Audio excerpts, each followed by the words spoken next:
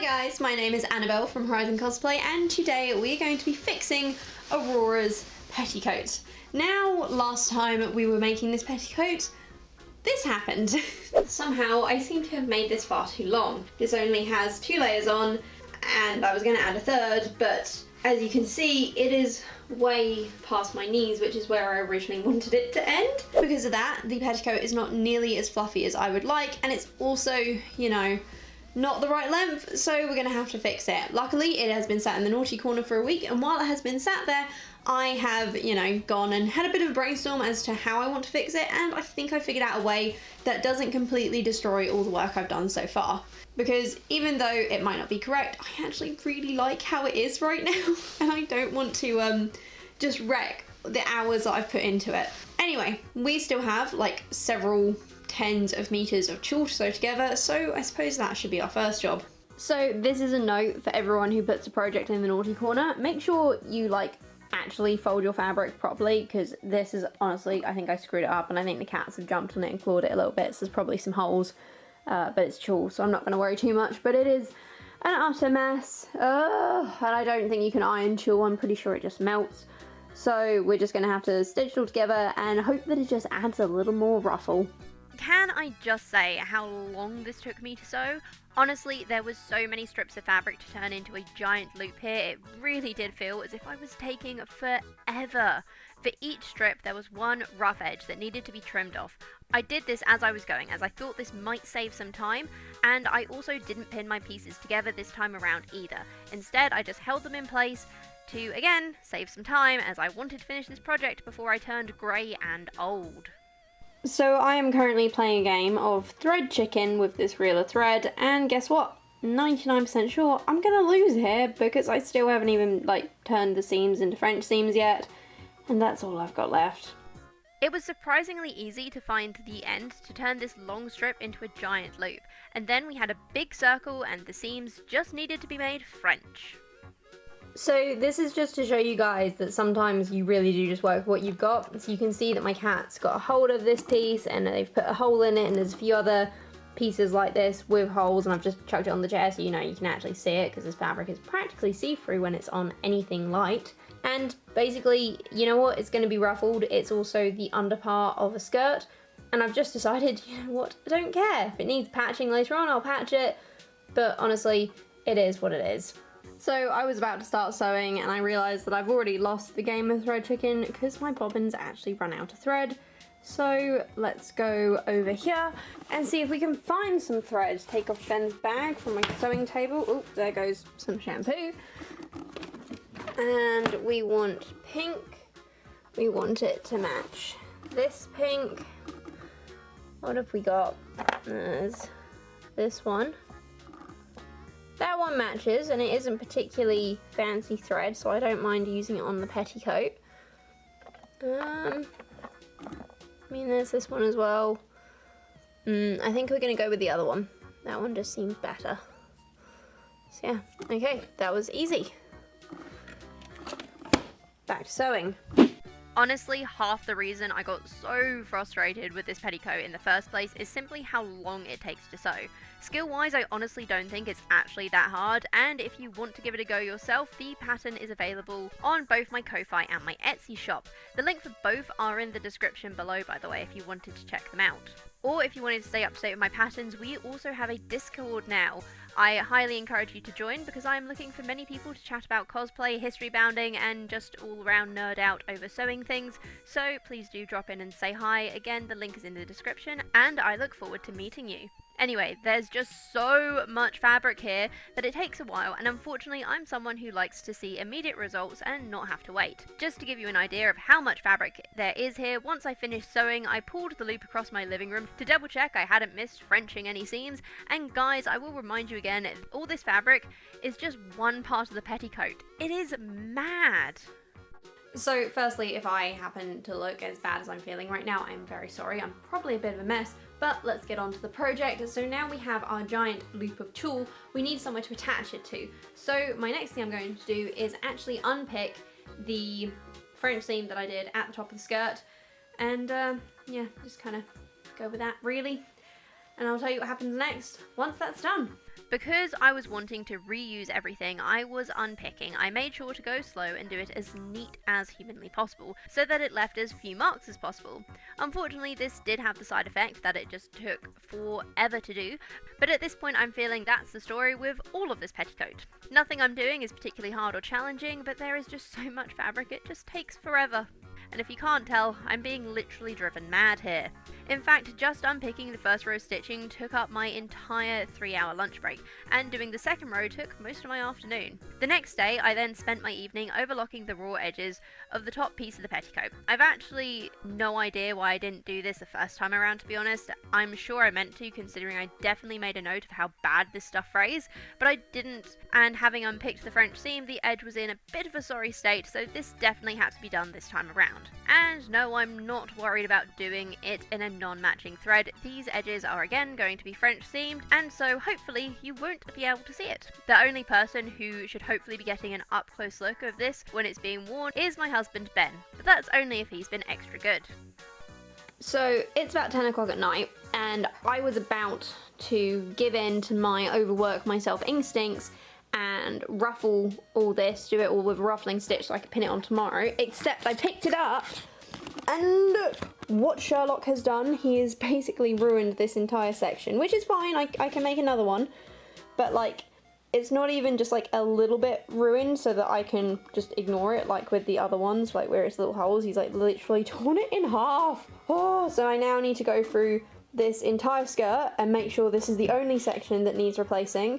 And all I'm going to do is I'm not going to bother cutting out these seams, I'm just going to cut it a little bit up here and this section can be a little bit bigger. No one's really going to notice, and a bit of extra fluff never hurt a petticoat anyway. But I mean, like, look at this. It's like literally been torn in half, and there's holes here, and okay, I better just go through the entire thing and make sure that there's no other pieces this bad. Ugh, cats. Luckily for me, there was only one other bit that was a little chewed up. However, it wasn't bad enough to cut out, so I've just left it and we'll make sure it goes at the back of the skirt. With that all checked, I then unrolled my fabric and cut out one more section before French seaming that on and remaking the loop. I then checked that the one little chewed bit would be on the bottom of the petticoat and ran a ruffling stitch along the top edge. Finally, it seems like we're getting done. Okay, and welcome back. It has been at least 2 months since I filmed the first half of this video, and that is because the petticoat ended up in the naughty corner again. Well, actually, I was working on it really hard, and then I had another project that was very time important, and essentially this just got put to the side and forgot that I had to finish it, which is a bit of a shame. And so unfortunately it got screwed up, as things do.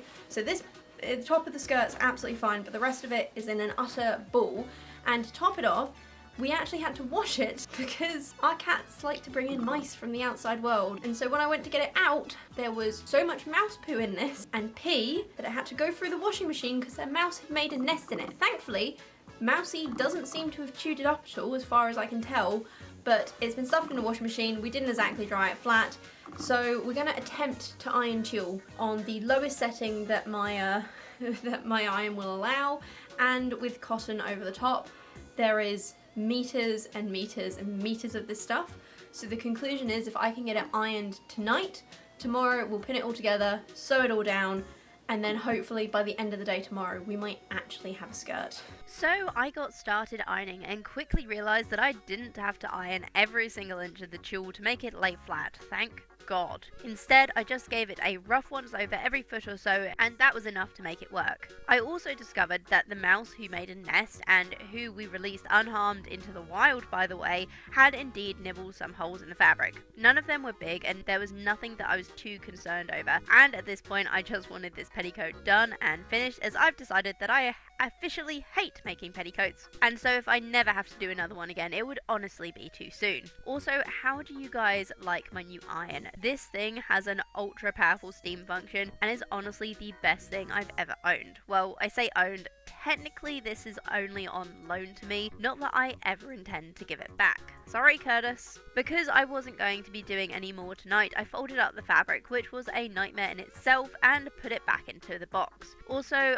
I now have these storage boxes in my bedroom to store my in-progress projects. It does mean that I can work on more than one thing at once, which I never really did before, and it means I don't have to stuff it up so that the cats don't eat the tulle. Yay! So Ben just went to work and he literally told me that rather than getting up to work on his petticoat, I should go back to bed because I look so terrible. So I feel the need to apologise for how I look, guys, but I'm not going back to bed because this petticoat needs to be finished. I started to lay out the 2 layers of petticoat that were already sewn together, but quickly found one tear on the open edge on the top layer that I thought would need fixing before I added the extra ruffles on. So getting a hand sewing needle, I sat down and did a weird cross stitch over the 2 layers of the torn edges, making sure to overlap them because tulle isn't that strong a fabric. It wasn't the neatest fix, but it certainly did do the job, and I don't think it should be too visible on the finished product. Then it was back to laying out my fabric. Now I'm attaching my extra long ruffle to the raw side of the top layer. You'll see why later, but for now I need to ruffle down each of the 4 sections of the bottom layer into one section of the top. For this I got out every pin I actually own and put on some good YouTube videos to keep me entertained while I worked.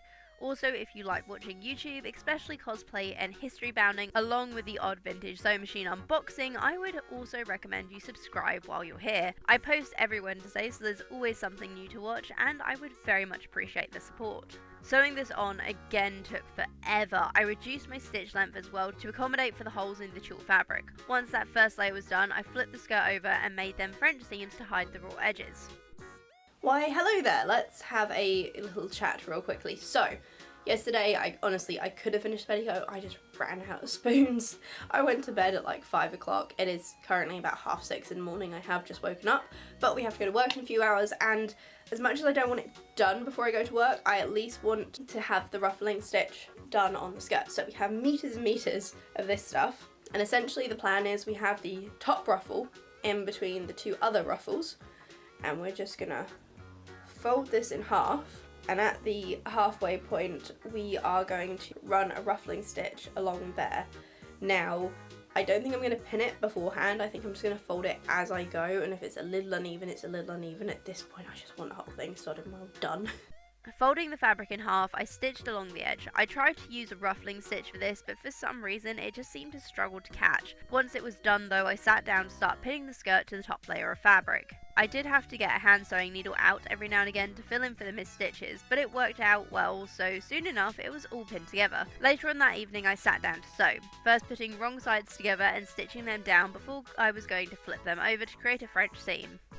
So this is less than ideal, and I've rethreaded the machine, I've done a sample piece, and I think now it's going to be okay. And essentially, hopefully this is all going to be just hidden into the French seam, and we're just going to flip this over and you won't be able to see it. Fingers crossed, eh? Now the machine was rethreaded and apparently working, we started to making the seams French. With me checking every so often to make sure this layer wasn't going to be messy too, I'm guessing there had just been some kind of threading problem here because now everything seems to be working absolutely fine. Touch wood anyway. So I think I found the problem of my sewing woes, which is that the needle has been bent, which means, I don't know if you guys can see this, it's hitting the metal plate, so that's always good. Bad needle, better change you out. Because I was nervous at the first seam coming undone, I then ran a loose zigzag stitch around the edge to add some extra security, and though I didn't film it, I then did go around the edge and trim off all those loose gathering threads that were poking out the seams. And then that was it! We were officially done. At long last. And that's it, guys, we are finally done. This honestly was a bit of a drama, this petticoat, but oh my gosh, didn't she come out nice? I mean, just look at this movement, it is utterly gorgeous. I was actually a little bit unsure about how I felt about it when I first put it on. Looking in the mirror, I didn't think the shape was particularly complimentary, but it was what I was aiming for. It's maybe a tad shorter than what I was ideally looking for, but at the same time we made the best of the situation while using materials that I'd already cut out, so nothing was actually wasted. Now, actually adding the zigzags to the top line of stitching I think was the best decision ever. They've certainly made it a lot more stronger, and also the decision to make this petticoat a circle skirt, 110% recommend. I think I'm going to be doing this for any petticoat I make in the future, simply because the movement and the swishiness of it is like 10 times more than what I was expecting. And it was when I started twirling in it that I realised just how nice this thing was. Yes, okay, it might not look amazing, but at the end of the day, it's a petticoat. It's not supposed to look amazing, it's supposed to be functional and give movement to the outside of the skirt, which is exactly what I intend to make next. So guys, if you did enjoy this video, please do remember to like and subscribe. If you would like to join my lovely sewing, cosplay, history bounding, vintage sewing machine collecting community, please do join the Discord. The link is in the description down below. I am so enjoying getting to know quite a few of you through that, and it's so much fun to be able to have conversations with you all, ask advice, and just have somewhere to chat about whatever we want to do. Otherwise guys, thank you so much for joining me today. Please do remember to subscribe so that you don't miss me making the rest of this costume and next week's video. I bring out videos every single Wednesday, and until then, have a beautiful day. Bye!